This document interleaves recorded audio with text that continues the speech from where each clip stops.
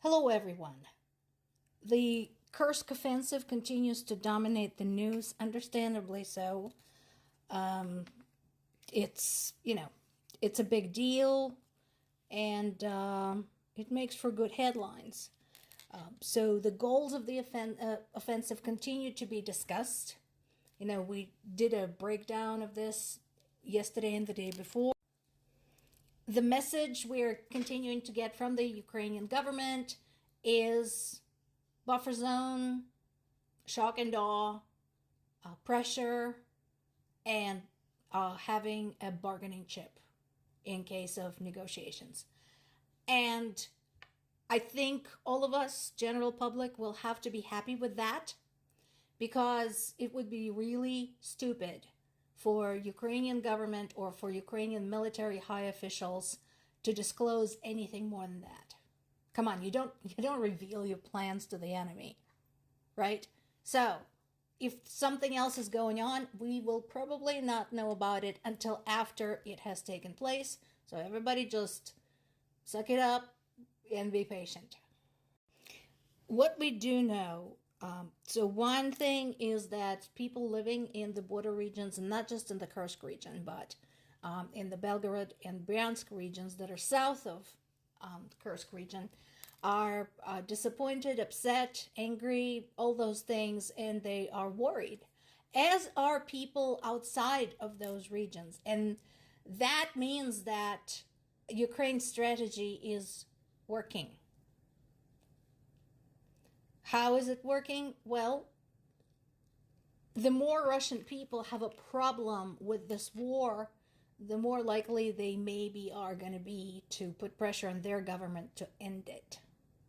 Or, if their government does not step up in defending them, then the more interested they are going to be in negotiating with Ukrainian troops on the ground. And another thing, we were talking about initially Ukraine's long distance drone strikes, usually against Russia's military objects or enterprises that supply the military, such as oil refineries. And at the time, the conversation we were having was that this gives Ukraine an advantage, an element of surprise. Basically, trying to get the enemy jumping at their own shadows, because they never know where the next attack is going to take place. And so with this incursion, we are achieving some of the same effect, because people who are reasonably outside of the border regions, somewhere between Ukrainian border and Moscow, for example, are saying, well, if they'd gotten that far, and if our military missed an army of 30,000 people, heavily armed, how far else they might go, where else they might show up, what else they might do, and so on and so forth. All good questions, guys. Ukrainian troops continue destroying bridges as they move along. Again, we talked about this, why that is. That part of the continent has multiple rivers, some major watersheds like the Dnieper watershed and the Desna and so on and so forth, and Dniester. So look at the map. So there are multiple fairly large bodies of water there. And by destroying the bridges, Ukrainians are making sure that the enemy can't use them. It's as simple as that. So if Russian troops, for example, are diverted from, let's say, the Donetsk-Luhansk region, right, they have to follow a similar path. And if they do, they either have to go around to cross the river, which is going to cost them time, or if they're going to try to cross where the bridges used to be, that is going to be a far more dangerous and far more lengthy operation. This was funny. So here's what happened based on the bits and pieces we were able to put together. At one point, Lukashenko brought like a whole bunch of Belarusian troops to the border with Ukraine, following the rumors that there were 120,000 Ukrainian soldiers waiting for them there. And then he pulled them away when it turned out to be misunderstanding. That's what he's saying. So everybody had a good laugh because this one is jumping at his shadows too. And that's a good thing because he is Putin's allies. So that works out.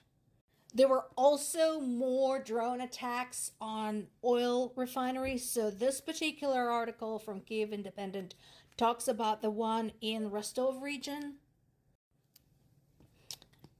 And that is, again, one of the border regions. They're very jumpy there too, for all of the same reasons we've already discussed. You know, their fellow border region, Kursk region, is under attack.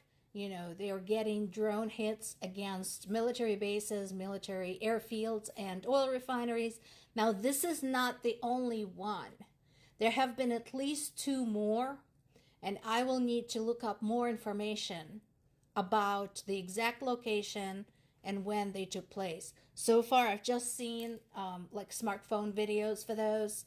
They're big explosions. They're like seriously huge.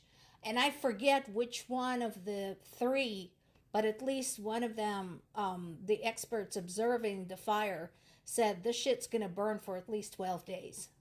So that is a massive amount of damage. A lot of Russian people are asking, you know, when is this gonna end? This is terrible. I have an answer, Russian people. When you stop doing this, stop this, and it all goes away. Stop this, pull out your troops, get your troops out of Ukraine, and everything stops. Just like that. People of Ukraine are defending their territory, which your government decided to invade. So, if you want this to stop, tell your government to stop invading. It's as simple as that.